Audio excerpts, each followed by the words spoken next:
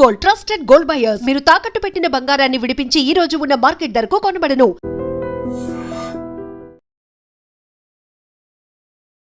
నమస్తే, welcome to I dream talking point with Kavitha.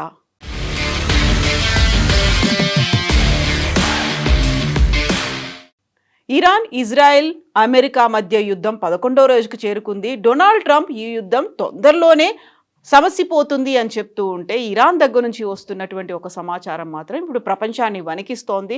Iran sleeper సెల్స్ని activate చేసింది అనేటువంటి ఒక మాట అదే అమెరికా మీడియా ఇప్పుడు బయటి ప్రపంచానికి గుర్తు చేస్తోంది. పశ్చిమాసియా రణక్షేత్రంలో గంట గంటకు మారుతున్నటువంటి పరిణామాలు ఇప్పుడు ప్రపంచాన్ని ఉత్కంఠకు గురి చేస్తున్నాయి.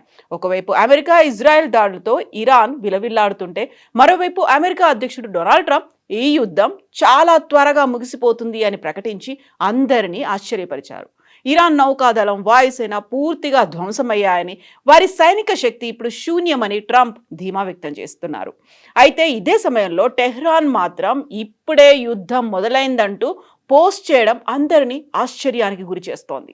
ఉద్రిక్తతలు రోజు రోజుకు పెరుగుతున్నటువంటి నేపథ్యంలో అమెరికా, ఇజ్రాయెల్ సంయుక్త దాడులతో ఇరాన్ అట్టుడుకుతుంటే, తాజాగా ఇరాన్ నుంచి వచ్చిన ఒక రహస్య సంకేతం అంతర్జాతీయ నిఘా వర్గాలను కలవరపెడుతోంది. ఫిబ్రవరి 28న జరిగిన దాడిలో Iran supreme leader Ayatollah Ali Khamenei మరణానంతరం విదేశాల్లో ఉన్నటువంటి ఇరాన్ స్లీపర్ సెల్స్ని యాక్టివేట్ చేసేందుకు ఇరాన్ ప్రయత్నిస్తోంది అనేటువంటి అనుమానాలు వ్యక్తమవుతున్నాయి. ఇంతకీ ఆ రహస్య సంకేతం ఏంటి? ఎందుకంతలా భయపడుతున్నారు? అమెరికా నిఘా సంస్థలు ఇరాన్ నుంచి ఉద్భవించినట్లుగా భావిస్తున్న కొన్ని ఎన్క్రిప్టెడ్ కమ్యూనికేషన్లను గుర్తించాయి. ఈ సమాచారం సాధారణమైంది కాదని విదేశాల్లో ఉన్నటువంటి ఇరాన్ గూఢాచారులు లేదా స్లీపర్ సెల్స్ కోసం పంపిన ఆపరేషన్ ట్రిగ్గర్ కావచ్చని ఫెడరల్ అలర్ట్ హెచ్చరికలు జారీ చేసింది. ఈ సందేశాలు ఇంటర్నెట్ లేదా మొబైల్ నెట్వర్క్లను ఉపయోగించకుండా పంపడం గమనార్హం. దీనివల్ల ఇవి ఎటువంటి డిజిటల్ గుర్తులు అంటే డిజిటల్ ఫుట్ ప్రింట్లు వదలకుండా చేరవేసేలా రూపొందించారు. అయితే యుద్ధం కొనసాగుతోంది అనేటువంటి సంకేతం దీనివల్ల వచ్చిందని అర్థమవుతోంది అనేటువంటి వార్తలు వస్తున్నాయి. ఈ సందేశాలు కేవలం ఎవరికైతే అసోసియేట్ అయి ఉన్నాయో వారికి మాత్రమే అర్థమవుతాయని, ఇవి ఒక రకమైన ఆదేశాల వంటివని నిపుణులు చెప్తున్నారు. ఈ సంకేతాలు ఖచ్చితంగా ఎక్కడ అటాక్ జరుగుతుందనే సమాచారాన్ని ఇవ్వకపోయినప్పటికీ అంతర్జాతీయంగా అనుమానాస్పద రేడియో ఫ్రీక్వెన్సీ కార్యకలాపాలపై నిఘా పెంచాలని నిఘా వర్గాలు ఆదేశించాయి. ఖమేనీ మరణించినప్పటికీ యుద్ధం ఏమాత్రం తగ్గలేదు. 11వ రోజు కూడా కొనసాగుతోంది. ఇజ్రాయెల్ తాజాగా ఇరాన్ రాజధాని టెహ్రాన్, బీరూట్లలో హిజ్బుల్లా స్థావరాలపై దాడులను కొనసాగిస్తూ వస్తోంది. ఇప్పుడు ఇరాన్, ఇజ్రాయెల్ యుద్ధం 11వ రోజుకు చేరుకున్నా కూడా ఇరాన్ తన వంతుగా అమెరికా, ఇజ్రాయెల్ సైనిక స్థావరాలను లక్ష్యంగా చేసుకుని క్షిపణి, డ్రోన్ దాడులతో ఎదురుదాడి చేస్తోంది. ఆదివారం సౌదీ అరేబియాలో ఉన్నటువంటి నివాస ప్రాంతాలపై జరిగిన దాడిలో ఒక భారతీయుడు సహా 2 మరణించారు. ఇరాన్ ఐక్యరాజ్య సమితి రాయబారి తెలిపిన వివరాల ప్రకారం ఈ యుద్ధంలో ఇరాన్ దేశంలోనే ఇప్పటి వరకు 1332 మంది పౌరులు మరణించారు. వేల సంఖ్యలో అక్కడ స్థానికులు గాయపడ్డారు. ప్రిలిమినరీ సిగ్నల్స్ అనాలిసిస్లో ఎన్క్రిప్టెడ్ కమ్యూనికేషన్స్ ఇరాన్ నుంచే వచ్చినట్లుగా ఇప్పుడు ఈ ఆపరేషన్ ట్రిగ్గర్ లేకపోతే స్లీపర్ సెల్స్ దగ్గర నుంచి సమాచారం వచ్చినట్టుగా భావిస్తున్నారు. సాధారణానికి భిన్నంగా ఈ సిగ్నల్స్ పలు దేశాల నుంచి రీబ్రాడ్కాస్ట్ అయ్యాయి. అంటే డిఫరెంట్ ప్లేస్ల నుంచి అదే మెసేజ్ రీబ్రాడ్కాస్ట్ అయినట్టుగా ఐడెంటిఫై చేశారు. రేడియో ఫ్రీక్వెన్సీ కమ్యూనికేషన్లను నిరంతరం పర్యవేక్షించే విశ్లేషకుల దృష్టిని ఆకర్షించింది ఆ భాష. ఎన్క్రిప్టెడ్ భాషలో ఉన్నటువంటి ఆ మెసేజ్లను చదవటం అంత ఈజీ ఏం కాదు. డీక్రిప్షన్కి ఉన్న వారు మాత్రమే వాటిని చదవగలుగుతారు. ఇంటర్నెట్ లేదా మొబైల్ నెట్వర్క్లపై ఆధారపడకుండా, డిజిటల్ ఆధారాలు దొరకకుండా సిగ్నల్స్ పంపడానికి ఇటువంటి కమ్యూనికేషన్ పద్ధతులను సాధారణంగా నిఘా సంస్థలు లేదంటే ఉగ్రవాద ముఠాలు ఉపయోగిస్తుంటాయి. Iran supreme leader Ayatollah Ali Khamenei హత్యతో ఇరాన్ తీవ్ర ఆగ్రహావేశాలకు లోనైంది. శత్రు దేశాలైనటువంటి అమెరికా, ఇజ్రాయెల్ పైన పగ తీర్చుకోవడానికి సిద్ధమైంది. ఈ నేపథ్యంలోనే స్లీపర్ సెల్స్ను యాక్టివేట్ చేసినట్లుగా తెలుస్తోంది. ఒక అమెరికన్ మీడియా వెల్లడించినటువంటి వివరాల ప్రకారం ఖమేనీ మృతి తర్వాత ఇరాన్ స్లీపర్ సెల్స్ను యాక్టివేట్ చేసింది. విదేశాల్లో ఉన్నటువంటి స్లీపర్ సెల్స్ దాడులు చేసేందుకు ప్లాన్ చేశారు. ఇందుకు సంబంధించి ఎన్క్రిప్టెడ్ కమ్యూనికేషన్స్ ను అమెరికన్ ఇంటెలిజెన్స్ ఏజెన్సీలు గుర్తించాయని, అయితే నిఘా వర్గాలు వాటిని సమర్థవంతంగా అడ్డుకున్నాయి అనేటువంటి వార్తలు కూడా వస్తున్నాయి. అయితే డొనాల్డ్ ట్రంప్ చేసినటువంటి ఈ వ్యాఖ్యలతో యుద్ధం ముగింపు దశకు చేరుకుందా అనేటువంటి అభిప్రాయాలు, అంచనాలు కూడా వస్తున్నాయి. పశ్చిమాసియాను వణికిస్తున్నటువంటి ఇరాన్, ఇజ్రాయెల్, అమెరికా యుద్ధం ముగింపు దశకు చేరుకుందా అంటే అవుననే అంటున్నారు అమెరికా అధ్యక్షుడు డొనాల్డ్ ట్రంప్. ఫిబ్రవరి 28వ తేదీ ప్రారంభమైనటువంటి అమెరికా ఇజ్రాయెల్ దాడులతో ఇరాన్ సైనిక శక్తి పూర్తిగా తుడిచిపెట్టుకుపోయిందని, యుద్ధం చాలా త్వరగా ముగుస్తుందని ఆయన ఆశాభావం వ్యక్తం చేశారు. ఫ్లోరిడాలో ఉన్నటువంటి డోరల్ నేషనల్ గోల్ఫ్ క్లబ్, ఇది డొనాల్డ్ ట్రంప్ కి సొంత గోల్ఫ్ క్లబ్. అక్కడ జరిగినటువంటి మీడియా సమావేశంలో ట్రంప్ ఈ కీలక వ్యాఖ్యలు చేశారు.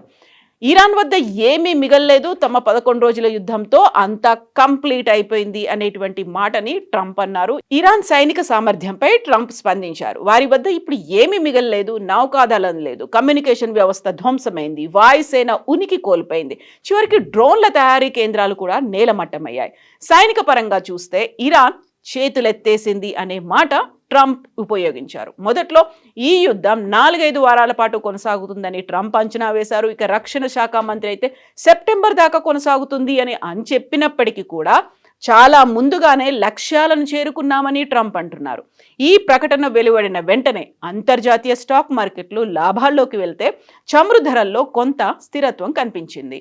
ఇక దీంతో పాటుగా ట్రంప్ ఇంకొక మాట కూడా అన్నారు. ఒకవేళ ఇరాన్ కనుక ఏ ఒక్క చిన్న పొరపాటు చేసినా కోలుకోలేనంత దెబ్బతింటారు అనేటువంటి ఒక హెచ్చరిక కూడా ఆయన జారీ చేశారు. యుద్ధం ముగిసిందని చెబుతూనే ఇరాన్ పాలకులకు ట్రంప్ తీవ్ర హెచ్చరికలు జారీ చేశారు. ప్రపంచ ఆర్థిక వ్యవస్థకు కీలకమైన హర్మూజ్ జలసంధి ద్వారా చమురు సరఫరాను అడ్డుకోవాలని చూస్తే ఊహించని స్థాయిలో దాడులుంటాయని హెచ్చరించారు. ఒకవేళ ఇరాన్ ఇలాంటి ప్రయత్నం చేస్తే మేము వారిని ఎంత దారుణంగా కొడతామంటే ఆ ప్రాంతం మళ్లీ కోలుకోవడానికి కొన్ని దశాబ్దాలు పడుతుంది అని స్పష్టం చేశారు.